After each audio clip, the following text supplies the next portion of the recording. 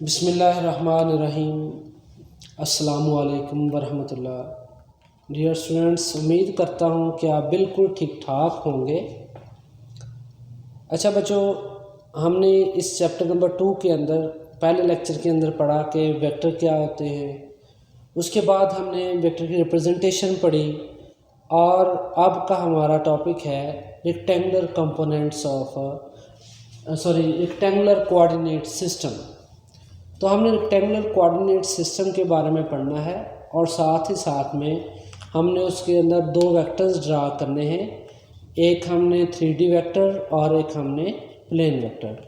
अच्छा बच्चों, हमारे पास रेक्टेंगुलर कोऑर्डिनेट सिस्टम को पढ़ने से पहले कोऑर्डिनेट को जानना ज़रूरी है कि हमारे पास कोऑर्डिनेट का वर्ड किस तरह इसके अंदर लिखा गया है और इसको किस से मुराद लेते हैं। हमारे पास बच्चों यहाँ पर फ्रेम ऑफ रेफरेंस या कोऑर्डिनेट एक्सेस कहते हैं। तो कोऑर्डिनेट एक्सेस भी उसी का नाम है और साथ ही साथ हमारे पास फ्रेम ऑफ रेफरेंस भी उसी को कहते हैं। अब हमारे पास अगर हम दो लाइनें लेते हैं, पहले समझ लें आप कि हम दो लाइनें लेते हैं। एक लाइन हम सिंपल ले लेते हैं इस तरह, ठीक है, और दूसरी लाइन भी इसी तरह ले लेते हैं। मीन्स दो लाइनें जब आपने ड्रा की, अब इनको जस्ट लाइन का नाम दिया जाता है। लेकिन जैसे ही हम इनको कुछ इस तरह ड्रा करेंगे कि ये दोनों लाइनें एक दूसरे को परपेंडिकुलरली कट करें, यानी एक दूसरे के परपेंडिकुलर हों, तो हमारे पास वो दो एक्सेस बन जाएंगे। एक हमारे पास एक्स एक्सेस बन जाएगा और एक हमारे पास वाई एक्सेस बन जाएगा। देखें ज़रा कि हमने इसी तरह किया कि उनको दो लाइनों को परपेंडिकुलरली ड्रा कर लिया। जब हमने परपेंडिकुलरली ड्रा किया तो ये लाइन हमारे पास कहलाई एक्स एक्सिस और ये लाइन हमारे पास कहलाई वाई एक्सिस। अब इसकी अगर डेफिनेशन में लिखूं तो मैं कुछ इस तरह लिखूंगा, two lines which are drawn perpendicular each other, कि मैं दो लाइनों को एक दूसरे के परपेंडिकुलर लिखूं, are called frame of reference. तो वो इस तरह लिखने पर, ड्रा करने पर मेरे पास फ्रेम ऑफ रेफरेंस कहलाती हैं। उसके बाद मेरे पास इनको कोऑर्डिनेट एक्सिस का नाम भी दिया जाता है। अब कोऑर्डिनेट एक्सिस का नाम भी दे दिया हमने, ये तो हमें पता चल गया कि यहाँ पे कोऑर्डिनेट किस चीज़ से मुराद ली गई है।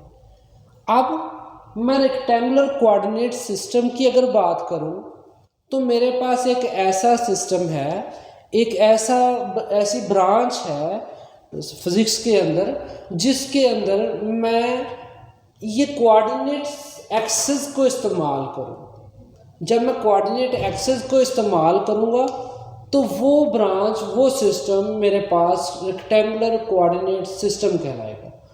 अब मेरे पास रेक्टेंगुलर कोऑर्डिनेट सिस्टम जो है उसकी अगर मैं डेफिनेशन लिखूँ तो कुछ इस तरह लिखूँगा, the system in which use coordinate axis is called rectangular coordinate system. अच्छा, बाद बच्चे कार्टेशियन का नाम सुन के घबरा जाते हैं कि कौन सी चीज़ लिखी हुई है। तो बेटा यही जो रेक्टेंगुलर कोऑर्डिनेट सिस्टम है इसको कार्टेशियन सिस्टम भी कहते हैं। तो हमने यहाँ पे लिख दिया कि कार्टेशियन सिस्टम भी कहा जा सकता है इसको।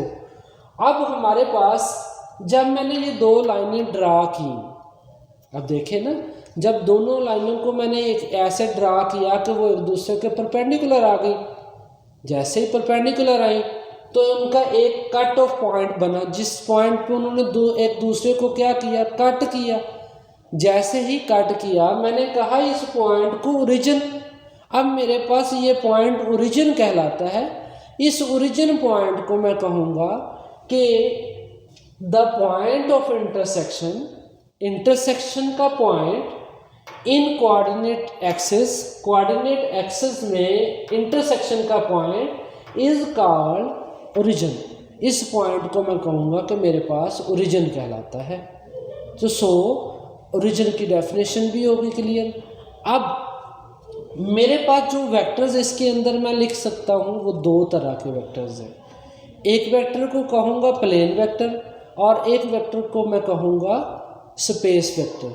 प्लेन वेक्टर का दूसरा नाम टू डायमेंशनल वेक्टर यानी 2D वेक्टर भी कहते हैं और स्पेस वेक्टर को हम 3 डायमेंशनल वेक्टर या 3D वेक्टर भी कहते हैं। अच्छा बच्चों, मैं डिस्कस करता हूँ प्लेन वेक्टर को। प्लेन वेक्टर क्या होता है? जब यही दो लाइनें मैं ड्रा करूँगा, इन दोनों लाइनों में से ये दो लाइनें इस्तेमाल करते हुए यहाँ पर मैं एक वेक्टर ड्रा कर देता हूँ, तो वो वेक्टर एक्स एक्सिस के ऊपर लाई करेगा या वाई एक्सिस के ऊपर लाई करेगा। मीन्स के दो कोऑर्डिनेट सिस्टम को यूज़ करते हुए जो वेक्टर बनाया गया उस वेक्टर को मैं नाम दूंगा प्लेन वेक्टर का, ठीक है, या मैं कहूँगा उसको 2 डायमेंशनल वेक्टर। 2 डायमेंशनल वेक्टर कुछ इस अंदाज से भी हम कहते हैं कि इसके अंदर जस्ट दो कोऑर्डिनेट सिस्टम इस्तेमाल होते हैं। देखें ज़रा definition. The vector which makes by the 2 coordinate axis, दो कोऑर्डिनेट एक्सिस से मिलके बनता है एंड हैज़ एंगल थीटा और एक साथ में एंगल बनता है theta, is called plane vector और 2 डायमेंशनल वेक्टर। कि मेरे पास फिर उसको कहेंगे कि प्लेन वेक्टर कहलाता है, या मैं कह सकता हूँ कि मेरे पास 2 डायमेंशनल वेक्टर भी कहलाता है। अब इसके अंदर ज़रा गौर करें तो ये दो एक्सेस नहीं है क्या, एक एक्स एक्सेस है और एक वाई एक्सेस इस्तेमाल हुआ, तो मैं कह सकता हूँ कि 2 डायमेंशनल एक्सेस, 2 कोऑर्डिनेट एक्सेस, ठीक है।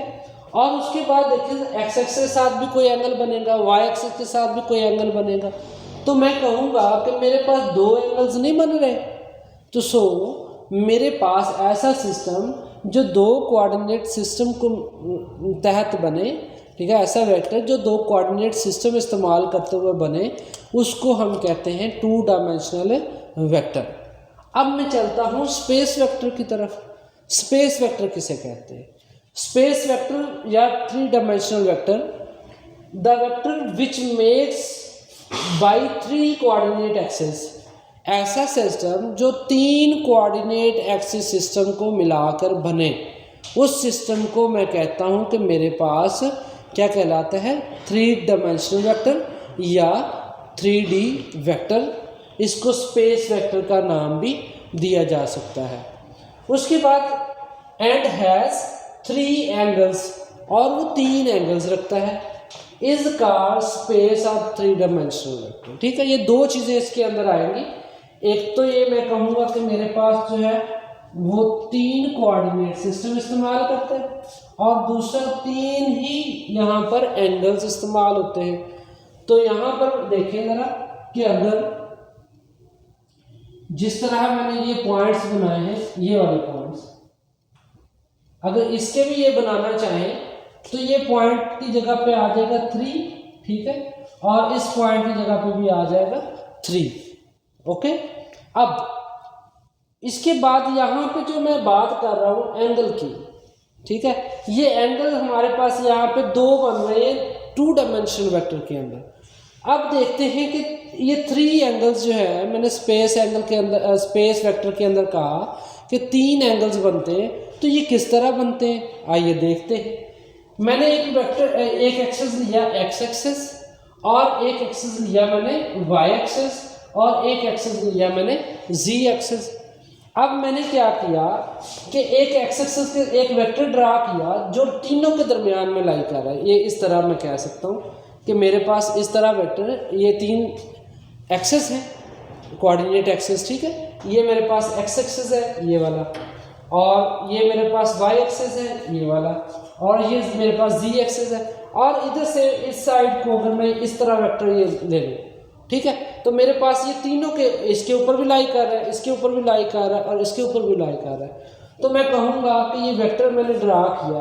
अब एक बात ज़रा गौर से सुन ले, एंगल लगाने से पहले यहाँ पे कन्फ्यूजन हो जाती है बच्चों को कि एंगल हमने किस तरह लगाना है, किस तरफ को एरो के हेड उसके किस तरफ को होने चाहिए।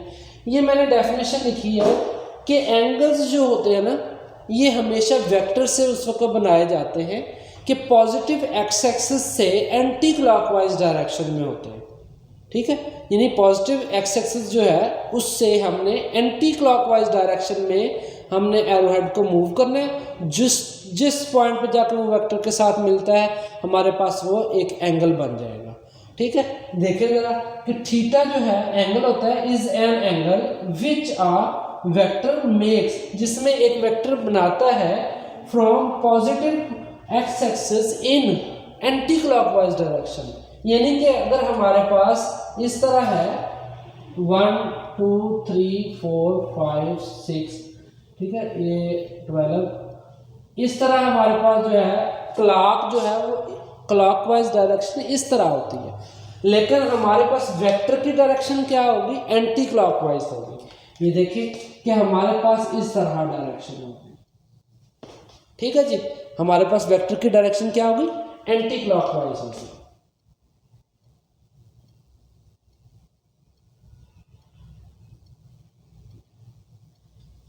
ठीक है जी। अब उसके बाद मैं कहता हूं कि यहाँ पे देखें कि एक्स एक्सिस से हमने क्या किया, एंटी क्लॉकवाइज लिया, मींस कि मेरे पास इस तरह थे, ठीक है, और वेक्टर जो था यहाँ पे था। अब क्लॉकवाइज अगर डायरेक्शन लेते तो मेरे पास इस तरफ को होती, ठीक है। अब मैंने क्या किया कि यहाँ से एंटी क्लॉकवाइज डायरेक्शन ली, ये एंटी क्लॉकवाइज डायरेक्शन ली मैंने, ठीक है, तो वो वेक्टर के साथ अल्फा बना।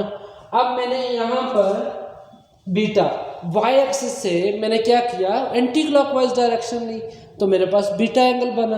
अब जी एक्सिस से मैंने एंटी क्लॉकवाइज डायरेक्शन ली, ठीक है, मींस के अगर इस तरह अगर वेक्टर है, सपोज दैट ये हम कह लेते हैं कि ये जी एक्सिस है, ठीक है, और ये वेक्टर है, तो इस तरह मैंने कहा कि ये वेक्टर की है।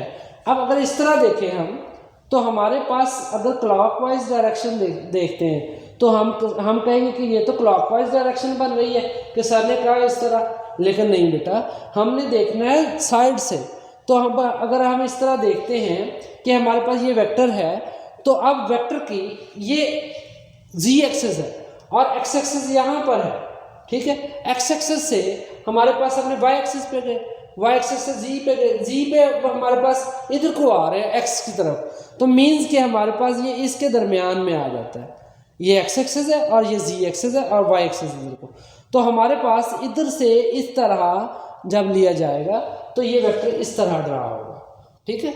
मीन्स के ये वेक्टर हमारे पास ये वाई एक्सिस है, ठीक है, ये वाई एक्सिस है, ये एक्स एक्सिस है, ये जी एक्सिस है। इधर से हम गए इस तरह एंटी क्लॉकवाइज, इधर से हम इस तरह एंटी क्लॉकवाइज गए, और इधर से अब हमने इस तरह एंटी क्लॉकवाइज आना है। तो हमारे पास यहाँ पर वाई जी एक्सिस के साथ एंटी क्लॉकवाइज जब इसकी डायरेक्शन देखी तो हमारे पास बना गैमा। अब अल्फा बीटा और गैमा तीनों जो है इसके वेक्टर्स हैं। अच्छा बच्चों, हमने जो डिस्कस किया है इसके अबाउट अगर आपको कोई कन्फ्यूजन हो, कोई क्वेश्चन करना हो, तो मेरा बच्चा आप क्वेश्चन कर सकते हैं कमेंट के अंदर, और इंशाल्लाह हम मिनिमम टाइम के अंदर आपके क्वेश्चन का आंसर प्रोवाइड करेंगे। और इंशाल्लाह दोबारा मिलते हैं नेक्स्ट लेक्चर में। तब तक के लिए आपका और मेरा अल्लाह हामिद।